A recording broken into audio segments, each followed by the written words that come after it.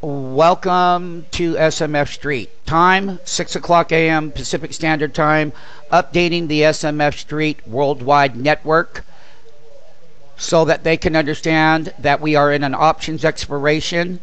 The talk that's around town is once again the potash deal and the BHP built-in buyout of potash. What a ridiculous offer at $130 a share.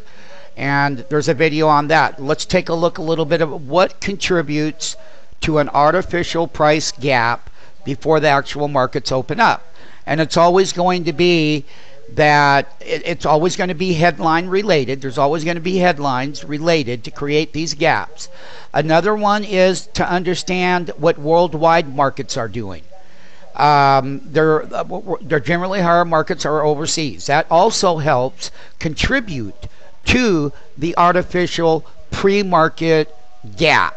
So basically our equities that are bid up overseas, there's a part of, we have ADRs here, we have ADRs on their exchanges, they get bid up while you're sleeping. Then you have news related stuff. It's an options expiration. It's the dog days of August, but you want to know what's behind it. This is it. Now Walmart and Home Depot are ticking higher after reporting earnings that were roughly in line. To me, that's telling me if Walmart's earnings are only in line, and you know, look at Walmart hasn't done anything. Now we know that Lowe's wasn't doing well, so we got Home Depot, which EPS by penny, but misses on the top line. So you got Walmart, Home Depot in here. You got Urban Outfitters last night that did okay, and they're gapping up today. And Amory, Cromrie, Fitch came out today, and TJX, those earnings are out, and I'll be doing some live videos. We've already had the PPI come out, and the housing starts, which are sick. Because it's an options expiration, you're going to get pre-market gaps always based on other events, and they're artificial prices. No one is here in pre-market and buying and selling the stock, so they're only an artificial price movement before the actual opening bell will get here. So just to let everyone know why things gap up. The public loves to buy the gap ups, and they love to buy the highs of those gaps because they're artificial prices.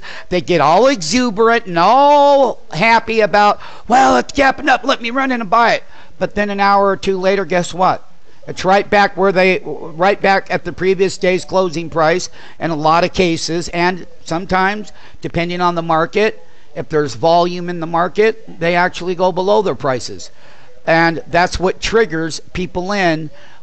People here, SMF Street traders, sell short gaps in artificial price movements up.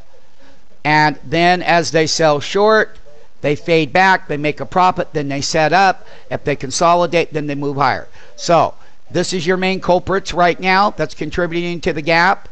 You got a little bit better news out of Home Depot where Lowe's wasn't good yesterday, and you have this side of the world right here up overnight, which also contributes to the pre-morning gap in the futures market. And it is a options expiration, so SMF Street traders will be ready to short those gaps as the public loves to buy them.